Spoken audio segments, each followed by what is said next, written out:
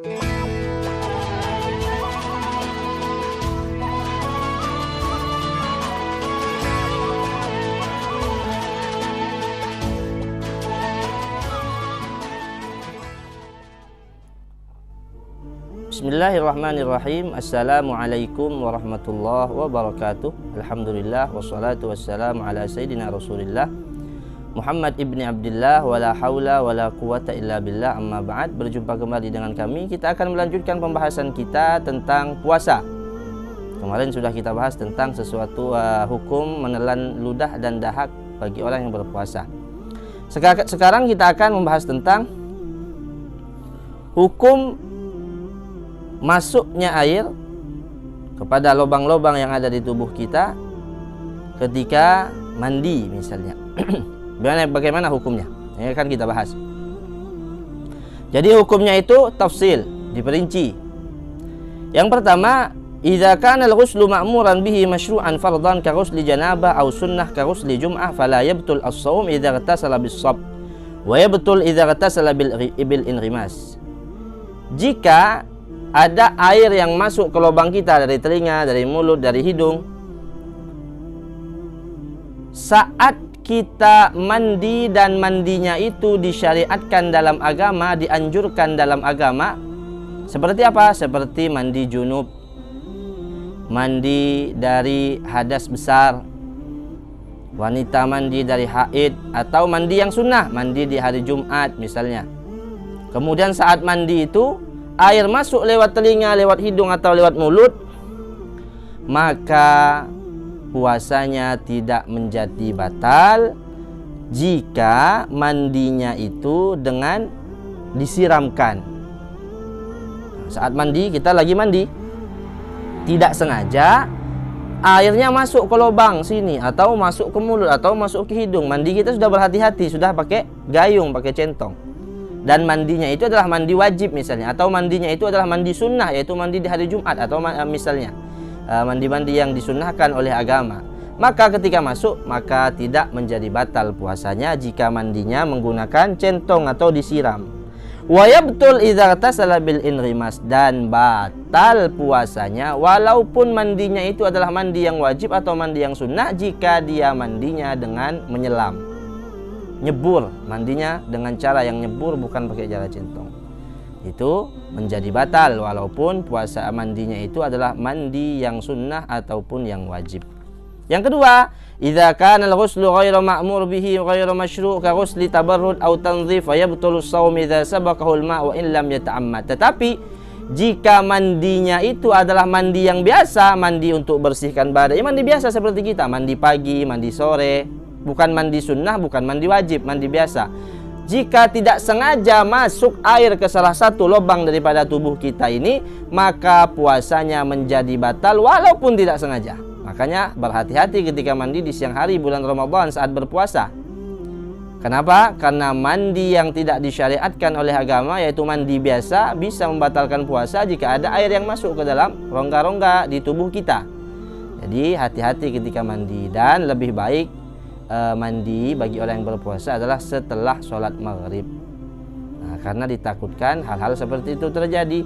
Sawa'un agtasala bis-sabbi ambil inrimas, mau dia tuh mandinya pakai siram ataupun nyebur, apalagi nyebur.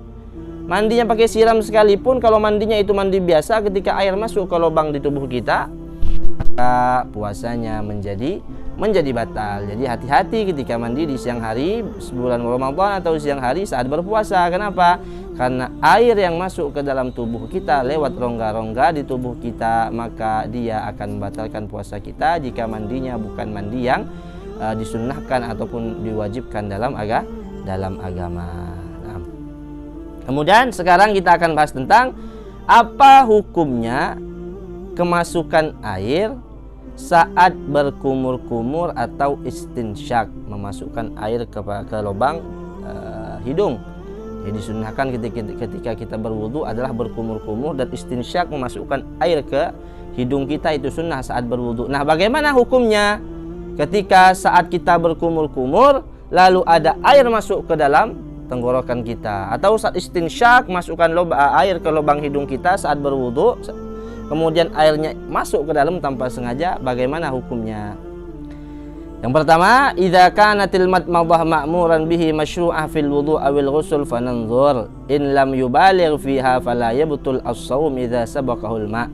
In balagha fiha fayabtul as-shaum idza sabaqahu al-ma' li'anna al-mubalaghah makruha min as-sha'im. Kita lihat, kalau seandainya kumur-kumurnya itu diperintahkan dalam agama, dianjurkan dalam agama, seperti saat sedang berwudu kita dianjurkan untuk berkumur-kumur, maka jika kumur-kumurnya itu dia berlebihan dalam berkumur-kumur, maka puasanya menjadi batal.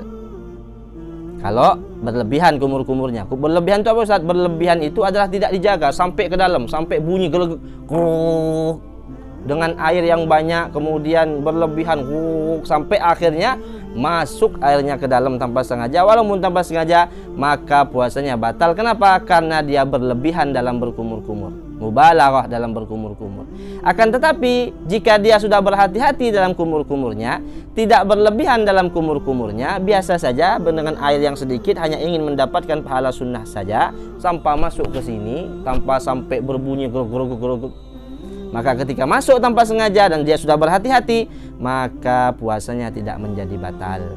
Tapi kalau berlebihan ketika berkumur-kumur sampai berbunyi grog-grog itu, maka puasanya menjadi batal walaupun tidak sengaja. Kenapa? Karena berlebihan dalam berkumur-kumur saat berpuasa itu makruh hukumnya. Itu yang pertama. Itu adalah hukum yang pertama bagi orang yang berkumur-kumur dan kemudian masuk air. Kemudian wa idza kanatil madmadah ghairu ma'mur biha ghairu masyru'ah bi an kana rabi'ah aw laysa fil wudu' awil ghusl. Jika seandainya kumur-kumurnya itu tidak diperintahkan dalam agama, seperti misalnya kumur-kumur keempat ketika berwudu. Jadi kumur-kumur itu sunnahnya hanya 3 kali. Jadi kalau sudah 4 kali kumur-kumur berarti sudah bukan sunnah lagi. Kumur-kumur keempat ketika sebelum wudu misalnya. Atau kumur-kumur yang tidak disyariatkan dalam agama, kumur-kumur aja iseng misalnya. Fayabtul bihas shaum wa in lam yubaligh, maka batal puasanya jika ada air masuk ke dalam tenggorokannya walaupun tidak sengaja. Itu jika kumur-kumurnya tidak disyariatkan dalam agama, batal puasanya walaupun tidak sengaja air masuk. Jadi, ngapain kumur-kumur enggak diperintahkan dalam agama dikerjain seperti itu? Kumur-kumur biasa iseng aja Ustaz, tiba-tiba masuk, batal puasanya. Atau kumur-kumur saya sebelum wudu Ustaz, tapi kumur-kumur yang keempat kalinya, batal puasanya. Itu dia hukum berkumur-kumur saat hukum berkumur-kumur atau istinsyak, memasukkan air ke lubang hidung di saat sedang berpuasa. Mudah-mudahan yang sedikit ini bermanfaat. Bagi yang belum paham silahkan tulis pertanyaannya di kolom komentar, nanti akan kami jawab insyaallah dengan jawaban yang rinci. Wassalamualaikum warahmatullahi wabarakatuh.